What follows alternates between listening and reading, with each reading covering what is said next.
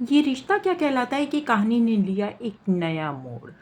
जैसा कि आपको प्रोमो में बता ही चुके हैं कि अरमान बहुत समय से अभीरा को मनाने की कोशिश कर रहा है, लेकिन अभीरा मानने के लिए तैयार नहीं थी।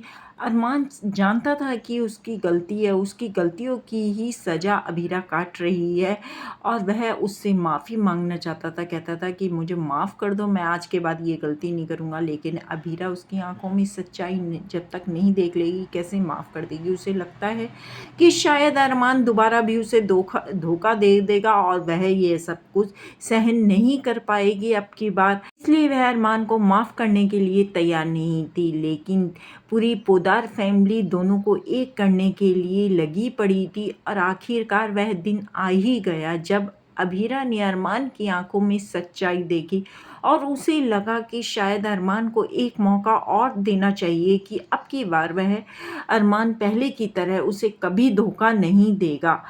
तो दोस्तों यहीं पर आप देखेंगे अभीरा मान जाती है और अरमान को माफ़ कर देती है और उसे एक मौका और दे देती है। अरमान भी कहता है कि आज के बाद मैं दोबारा से फिर वही गलती नहीं करूँगा। तो दोस्तों यहीं पर आप देखेंगे पूरी पोद्दार फैमिली झूमने लगती है और एक बार फिर पोद्दार हाउस में शहनाइयाँ बजती हैं। दोनों की शादी हो जाती है, अरमान और अभीरा की। और मुक्ति और मायरा का भी खुशी से ठिकाना नहीं रहता। वह भी ये सब बहुत दिनों से चाह रही थी कि उनके मम्मी पापा एक हो जाएं और दोबारा से हम सब एक साथ रहने लगें।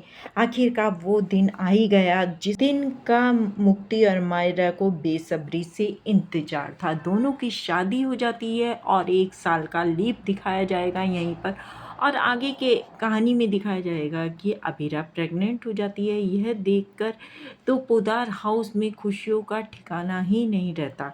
एक बार से फिर पोद्दार फैमिली पूरी की पूरी खुशियों से झूमती हुई नज़र आएगी और यहीं पर आप देखेंगे कि अभीरा जब डॉक्टर को दिखाने जाती है तो उसकी प्रेगनेंसी रिपोर्ट देखकर कुछ इशू बताती है डॉक्टर, और यह बात जब अरमान को पता चलती है तो अरमान भी समझाता है अभीरा को कि अब मैं तुम्हें किसी भी झमेले में नहीं डालना चाहता और ना ही मैं तुम्हें खोना चाहता हूँ। लेकिन अभीरा नहीं मानती है और वह कहती है कि मैं तो इस बच्चे को जन्म देकर ही रहूँगी। बड़े जतन करने के बाद तो मैं प्रेग्नेंट हुई हूँ। और जब ये बात मित्तल को पता चल जाती है, क्योंकि मित्तल इतने दिनों से तो चुप बैठा था, लेकिन जब उसे पता चलता है कि अभीरा की प्रेगनेंसी में कुछ इशू है तो वह इस चीज़ का पूरा फ़ायदा उठाता है और हॉस्पिटल में अभीरा की रिपोर्ट चेंज कर देता है।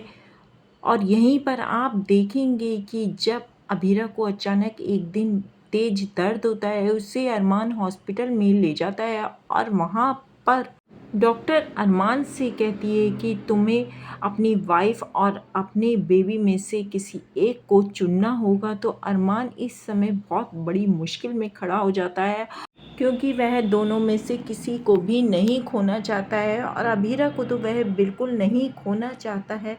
लेकिन तभी थोड़ी देर के बाद सस्पेंस ख़त्म होता है और पता चलता है कि ये रिपोर्ट की हेरा फेरी किसी ने करी थी। सीसीटीवी फुटेज में साफ पता चल जाता है कि ये रिपोर्ट में हेरा फेरी मित्तल ने करी थी। डॉक्टर बताती है कि अभीरा की प्रेगनेंसी में कुछ इशू थे, लेकिन इतनी ज़्यादा मुश्किल रिपोर्ट नहीं थी जितनी इसको बना दिया गया था। और आगे की कहानी में आप देखेंगे कि अभीरा एक नॉर्मल रूप से खूबसूरत बच्चे को जन्म देती है और उसी को जब डॉक्टर अरमान की गोद में देती है तो अरमान की खुशियों से आंसू निकल आते हैं और उसे लगता है कि आज अभीरा ने उसे पूरी दुनिया की सारी खुशियाँ दे दी हैं और पूरा पोद्दार फैमिली इस खुशियों में झूमने लगता है। मुक्ति मायरा भी अपने छोटे भाई या बहन को देखकर बहुत खुश होती हैं।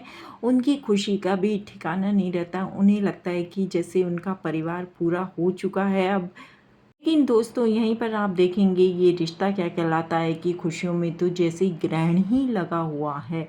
तभी एक लेडी हाथ में कुछ फ़ोटो लेकर पोद्दार हाउस के बाहर खड़ी हुई कभी हाथ की फ़ोटो देखकर मुस्कुराती है और कभी पोदार हाउस को देखकर मुस्कुराती है।